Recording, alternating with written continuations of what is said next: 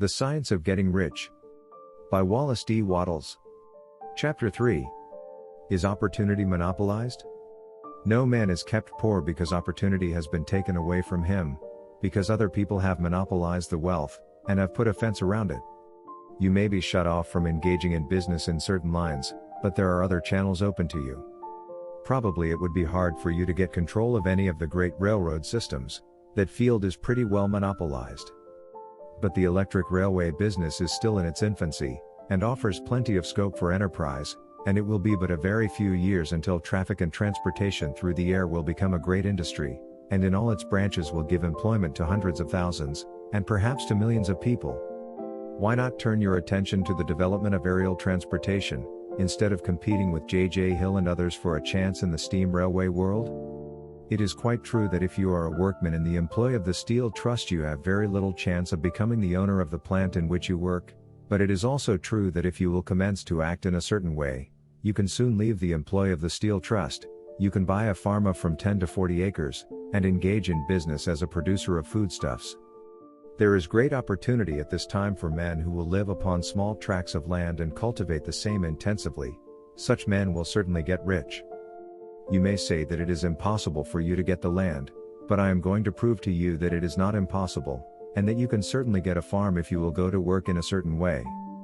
At different periods the tide of opportunity sets in different directions, according to the needs of the whole, and the particular stage of social evolution which has been reached. At present, in America, it is setting toward agriculture and the allied industries and professions. Today, opportunity is open before the farmer in his line, more than before the factory worker in his line. It is open before the businessman who supplies the farmer more than before the one who supplies the factory worker, and before the professional man who waits upon the farmer, more than before the one who serves the working class.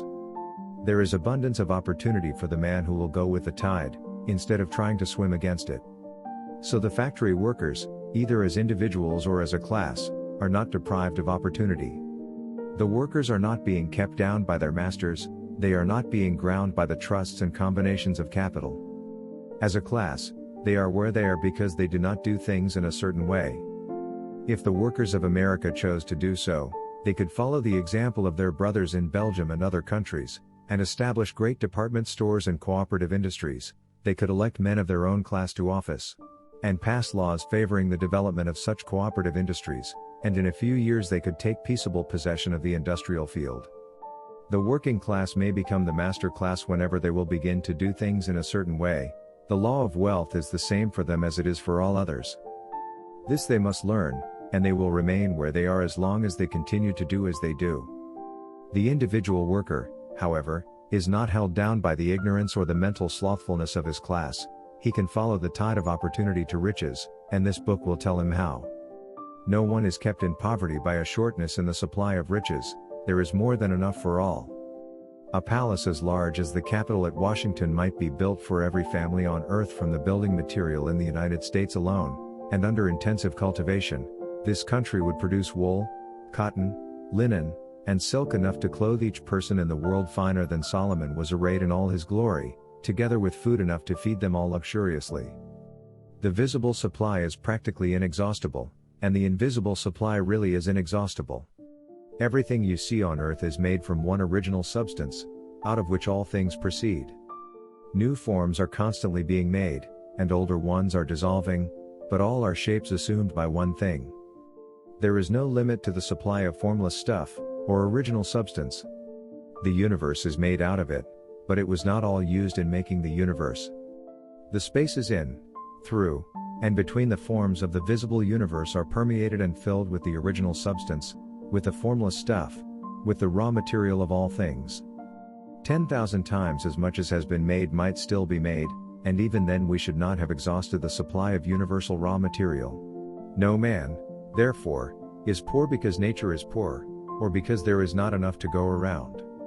Nature is an inexhaustible storehouse of riches. The supply will never run short.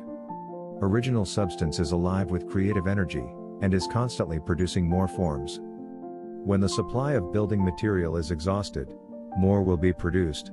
When the soil is exhausted so that foodstuffs and materials for clothing will no longer grow upon it, it will be renewed or more soil will be made. When all the gold and silver has been dug from the earth, if man is still in such a stage of social development that he needs gold and silver, more will be produced from the formless. The formless stuff responds to the needs of man, it will not let him be without any good thing. This is true of man collectively. The race as a whole is always abundantly rich, and if individuals are poor, it is because they do not follow the certain way of doing things which makes the individual man rich. The formless stuff is intelligent, it is stuff which thinks. It is alive, and is always impelled toward more life. It is the natural and inherent impulse of life to seek to live more, it is the nature of intelligence to enlarge itself, and of consciousness to seek to extend its boundaries and find fuller expression. The universe of forms has been made by formless living substance, throwing itself into form in order to express itself more fully. The universe is a great living presence, always moving inherently toward more life and fuller functioning. Nature is formed for the advancement of life, its impelling motive is the increase of life. For this cause, everything which can possibly minister to life is bountifully provided. There can be no lack unless God is to contradict himself and nullify his own works. You are not kept poor by lack in the supply of riches.